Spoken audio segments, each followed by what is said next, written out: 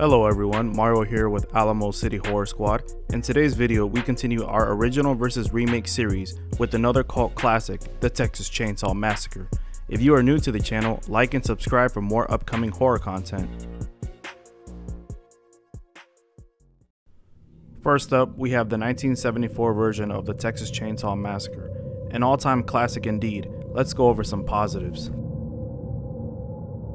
First positive we have is the setting. Holy shit, what a setting. Out of the middle of nowhere, deep in Texas with a cannibalistic family, what more could you want?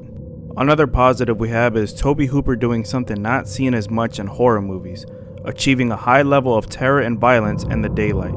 Usually all the kills and whatnot are done in the night to give that creepy vibe, but I'll give him credit, daylight works in this film. And finally, the dinner table scene. One of the most iconic scenes in horror history. The dinner scene alone made people walk out of the theaters back in the day. Having the lone survivor tied to a chair and getting served some mystery meat by Leatherface and company is definitely a lasting image. First negative we have is a lack of blood and gore. For being a movie with the iconic Leatherface, the lack of blood and gore in this movie left myself and many others empty in this category. It's Leatherface, damn it, we want more chainsaw action. Now another negative we have is the appearance of Leatherface. Now don't get me wrong, this Leatherface holds his own, but when I think of Leatherface, I want a big, intimidating bruiser of a villain, as you'll see in the remake.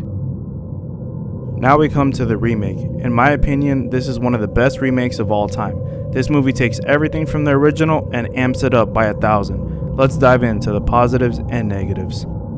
First positive we have is blood and gore. The effects, blood, and gore in this one is top notch. You actually see Leatherface using his chainsaw in such brutal ways in this film. Also, the meat hook scene is just chilling. The sound and atmosphere makes you wince at every kill. This movie definitely does not hold back in the violence and gore department. Our next positive is Leatherface. Now this is how I envision a Leatherface character. He's intimidating as fuck, big bruiser that will chase your ass until he gets you. Andrew Brynarski, I'm sorry if I mispronounced that name, did amazing as Leatherface. Also, did you know the chainsaw was actually a real one? Props on him for using it flawlessly. The third positive is the sheriff. R. Lee Ermey, rest in peace, played the sheriff perfectly. From seeming like a good cop to later seeing he is part of the sadistic family, R. Lee Ermey was absolutely brilliant. For you Full Metal Jacket fans, he even has some dialect with the people about placing a dead body correctly in his trunk. The fourth positive we have are the kills. The kills in this movie were just brutal and awesome. From skinning the face of one victim to the leg chop and meat hook hang, the nut-splitting chainsaw death towards the end, this movie didn't hold back or disappoint. Now for me, there was no negatives in this movie. This movie was well put together. I don't find any glaring negatives that stood out here, which is why I gave this movie more positives than negatives. Now to pick the winner.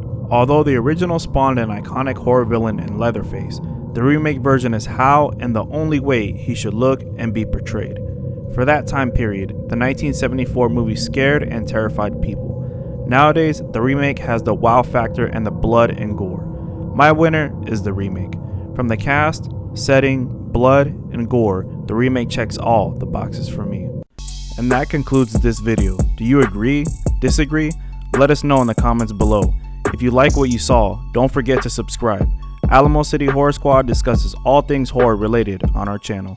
Remember, stay safe, and we'll see you on the next one.